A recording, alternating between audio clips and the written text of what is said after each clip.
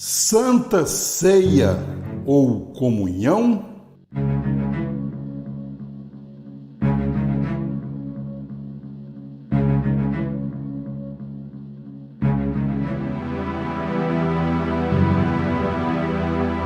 Isto se encontra em Lucas, no capítulo 22, no versículo 15 a seguir, que diz: Desejei muito comer convosco esta Páscoa, antes que padeça.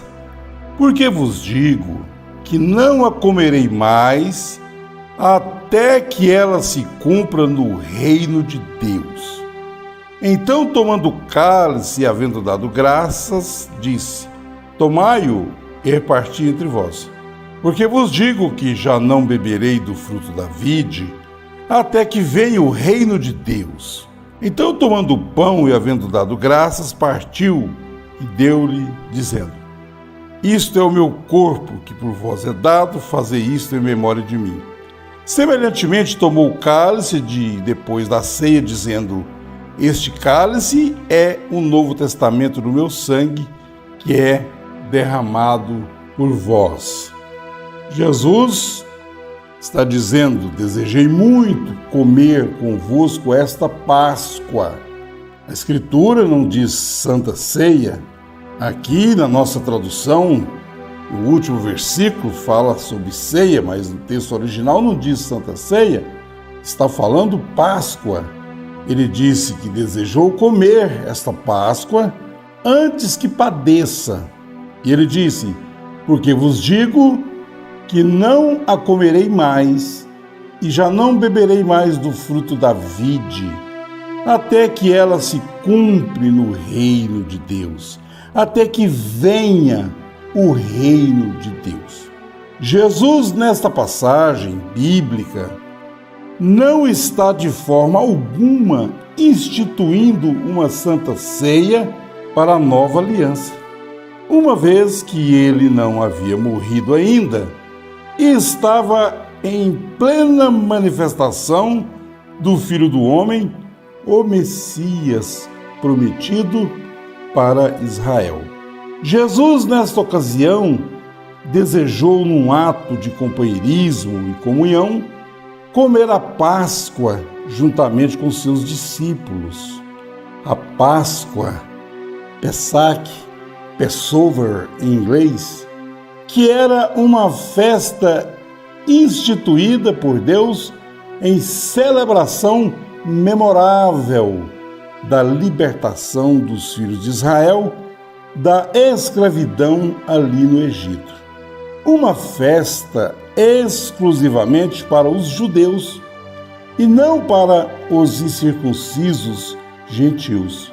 Tudo estava acontecendo dentro da velha aliança, Velho Testamento da lei de Moisés. Jesus estava celebrando a Páscoa normalmente como um judeu, juntamente com seus discípulos, aproveitando a ocasião para ter um momento de comunhão com seus discípulos. A Páscoa, Passover em inglês, era uma festa, uma celebração unicamente celebrada entre judeus. Não foi ordenada para gentios. Vejamos Êxodos, capítulo 12, versículo 43. Disse mais o Senhor a Moisés e a Arão: Esta é a ordenança da Páscoa, da Passover. Nenhum filho de estrangeiro comerá dela. Era uma comemoração unicamente para israelitas. Jesus não estava instituindo nada para a igreja, a qual estava ainda a caminho. Ele estava celebrando como um cidadão, como um israelita, como um judeu, como todos fazem até hoje.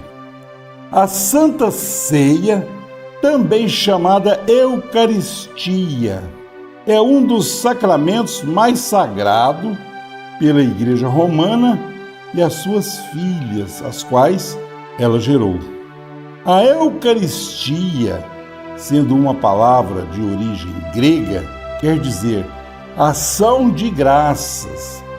E é comum se dizer no meio cristão que Jesus, o Messias, teria instituído a Santa Ceia no seu último jantar de Páscoa com seus discípulos. O evento que Jesus participou na noite em que foi traído era a Páscoa, a Passover dos filhos de Israel. Sendo assim, como realmente aconteceu a transição de uma liturgia para outra? Qual a origem da Santa Ceia? Quem foi que criou? E como surgiu? Com Inácio de Antioquia. Eusébio de Cesareia, em seu registro a respeito da história da Igreja, na obra histórica eclesiástica, descreve uma controvérsia que aconteceu entre certas comunidades cristãs, logo em seu início ali, no 2º século de nossa era. Inácio de Antioquia, ele foi bispo em Antioquia entre 68 a 107, primeiro século. Inácio chamou o jantar de Páscoa entre Jesus e seus discípulos de Eucaristia, no qual foi registrado pela primeira vez na história em sua carta aos crentes da Filadélfia entre os anos 103 e 107 aproximadamente.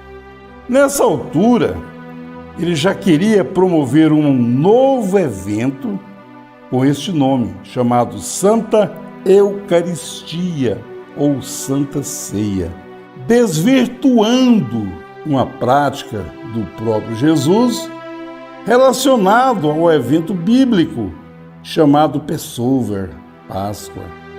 Na verdade, Jesus nunca instituiu a chamada Santa Ceia ou Eucaristia. Esta é a verdade. É um produto dos pais da Igreja endossada por Roma. A palavra ceia no grego significa um jantar. É uma janta. Não pode ser santa uma janta, um jantar, mas a comunhão sim, essa pode ser santa. Paulo, em Coríntios capítulo 11, 1 Coríntios, não está estabelecendo santa ceia. Ele está corrigindo a igreja de Coríntios, dizendo: não vos louvo, nisto eu não vos louvo, porque eles faziam uma reunião de jantar e cada um trazia a sua própria comida. Os ricos tinham bom vinho, uma boa comida, os pobres praticamente não tinham o que levar. Então uns comiam demais, outros menos, uns se embriagavam, outros ficavam com fome. Paulo disse: eu não vos louvo. Então Paulo corrige isto e cita a passagem, Lucas capítulo 22, na qual Jesus celebra a festa da Páscoa dos judeus. Desejei muito comer convosco esta Páscoa, pois vos digo que não a comerei nem beberei até que venha o reino de Deus. Paulo está simplesmente citando o que aconteceu, como foi que Jesus fez, e condenando aquela atitude da igreja de Corinto. A esse respeito, Jesus disse: eu não comerei mais e não beberei mais do fruto da vide, até que venha o reino de Deus. Romanos capítulo 14, versículo 17. O que é o reino de Deus? Paulo disse: não é comida e nem bebida, mas justiça, gozo, paz no Espírito Santo. Jesus disse: o meu reino não é desse mundo. O meu reino não vem com aparência exterior, de maneira alguma. Não é um lugar, não é aqui, não é ali, não é algo geográfico, não vem com aparência exterior. O reino de Deus está dentro de nós, isto é comunhão. Jesus partiu o pão e disse: este é meu corpo, tomou o vinho e disse: esse é meu sangue. Ora, o pão e o vinho literal não é o corpo e nem o sangue de Jesus? Isso foi dito para os discípulos ali naquela hora. Não foi para a igreja que ainda estava a caminho. A igreja romana é que disse que o pão é o corpo literal de Jesus e o vinho é o sangue literal de Jesus. Por isso que as igrejas no dia da ceia estão lotadas, porque o povo pensa que se não tomar a Santa Ceia, não são salvos. Enquanto estão comendo o pão e bebendo vinho, eles acham que estão em comunhão por praticar esta liturgia. Mas você quer, na verdade, comer o verdadeiro pão vivo que desceu do céu? Você quer beber o sangue? Você quer realmente receber isto? Então vamos aqui na Escritura entendermos o que significa isso que Jesus falou. João capítulo 6, versículo 47. Na verdade vos digo que aquele que crer em mim tem a vida eterna. E eu sou o pão da vida. Vossos pais comeram o maná no deserto e estão mortos e morreram. Ora, gente, as pessoas têm comido esse pão levedado e tomado suco de uva durante esses 2000 anos praticamente e estão mortos espiritualmente. Jesus fala no verso 50, este é o pão que desceu do céu, para que o que dele comer não morra. Eu sou o pão vivo que desceu do céu. Se alguém comer deste pão, viverá para sempre. E o pão que eu der é a minha carne, que eu darei pela vida do mundo. Na verdade vos digo que se não comerdes a carne do Filho do Homem e não beberdes o seu sangue, não tereis vida em vós mesmos. Ora, isso não se aplica de uma forma literal. Não está falando de como ser um antropófago, comer carne humana e beber sangue. Isso é figurativo. Está falando que ele é o pão vivo que desceu do céu, porque ele é a palavra oriunda do pensamento de Deus. Quem come a minha carne e bebe o meu sangue tem a vida eterna, e eu ressuscitarei no último dia. O que é comer a carne e beber o sangue? Jeremias diz: Senhor, tomei as tuas palavras e as comi, e foi doce na minha boca, gozo, paz e alegria. Oh, que coisa! Comer é absorver, é receber a verdade no coração. Porque minha carne verdadeiramente é comida e meu sangue verdadeiramente é bebida. Quem come a minha carne e bebe o meu sangue, permanece em mim e eu nele. Como o Pai que vive me enviou e eu vivo pelo Pai, assim quem de mim se alimenta, também por mim viverá. Se alimentar da palavra, se alimentar da verdade. Este é o pão que desceu do céu. Não é o caso de vossos pais que comeram maná e morreram. Quem comer esse pão viverá para sempre. Esse é o verdadeiro pão, a palavra de Deus. Isso que é comer e beber, isso é a absorção da palavra, que é o corpo de Cristo, e o vinho é o estímulo do Espírito Santo. Não temos que seguir uma tradição endossada por Roma. Jesus está vivo, porque vamos celebrar o Cristo morto. Em memória está quem já morreu. Meu Cristo vive. Estão celebrando a morte, algo histórico de um Cristo histórico que morreu e ressuscitou. Isso está na história. Quando ele vive e reina eternamente, como eu posso fazer isto? Ele está vivo e reina eternamente. Então nós estamos falando de comunhão, que significa estarem de acordo, união, sintonia, concordância, harmonia, identificados com Jesus. Isso que é comer o pão e beber o vinho. Para a igreja é a absorção e entendimento da palavra. Isso que é discernir o corpo de Cristo.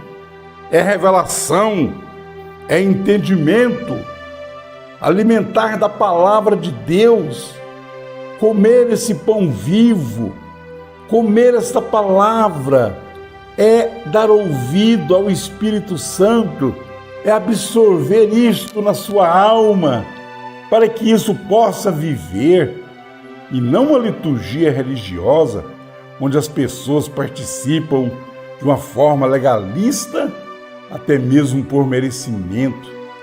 Aqueles que pensam que estão em pecado, que cometeram alguma coisa, na hora que convida para se pôr de pé para participar da ceia, ficam tristes, com a mão na cara, com a consciência pesada, porque eles dizem que quem comer indignamente será culpado do corpo. Ora, meu Deus, como pode a pessoa achar que ele é digno de comer esse pão vivo que desceu do céu? Isso é discernir a palavra, isso é pela graça. Isso não é comer um pão levedado feito em uma padaria, isso não é tomar suco maguari, isso não é tomar suco de uva, isso não é tomar vinho comprado lá no supermercado. Isso não é o corpo, isso não é o sangue de Jesus. O sangue de Jesus é o estímulo do Espírito Santo, porque a revelação nos estimula. E essa palavra viva, que é espírito e vida, uma vez que ela entra em nosso ventre espiritual, isso causa algo nas nossas vidas. E não um povo que sai de uma reunião litúrgica de Santa Ceia e no outro dia estão fazendo mal, difamando uns aos outros, fofocando, cometendo atos ilícitos, mas naquele domingo de Santa Ceia, lá está a igreja de casa cheia, porque o povo pensa que ao comer aquele pão e beber aquele suco, estão realmente em comunhão com Deus. Não, comunhão é o selo do Espírito Santo. Por um Espírito somos todos batizados em um corpo, somos posicionados e assentados em lugares celestiais em Cristo Jesus, pela fé, pelo batismo com o Espírito Santo, pelo selo do Espírito Santo. E sem a comunhão com Jesus, ele disse: eu não comerei mais e não beberei do fruto da vide, até que isso se cumpra, até que venha o reino de Deus. E o reino de Deus já veio. O reino de Deus chegou ali, ainda 2000 anos atrás, quando o profeta João Batista disse: arrependei-vos, porque é chegado o reino dos céus. O reino estava encarnado, e logo em seguida ali, em Atos capítulo 2, o reino veio para o coração do verdadeiro crente, e ele reina e vive para todo sempre, eternamente. É um reinado eterno, é uma comunhão eterna, é estar de acordo, é estar em harmonia, é estar identificado com Jesus. Isso que é comer o pão e beber o vinho, e não uma liturgia de Santa Ceia, porque a ceia que Jesus participou, a Páscoa, é algo histórico para os judeus até o dia de hoje, e isso foi instituído somente para Israel, como já lemos aqui em Êxodo 12, versículo 43.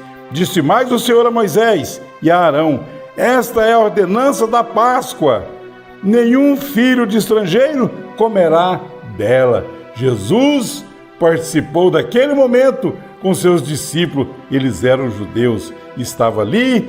Jesus sabia que estava aproximando a hora dele padecer. Ele disse: eu desejei muito comer com vocês essa Páscoa, aquela Páscoa dos judeus, aquela tradição instituída para o povo judeu. E ele aproveitou aquela ocasião para ter ali, fisicamente, o último momento com eles, fisicamente falando. E ele disse: agora a nossa próxima reunião, a nossa comunhão será na vinda do reino de Deus. E o reino de Deus é o Espírito Santo, e nós estamos nele bem agora, nesta comunhão perfeita. Santa Ceia ou comunhão? Com certeza, comunhão. Amém, amém, amém.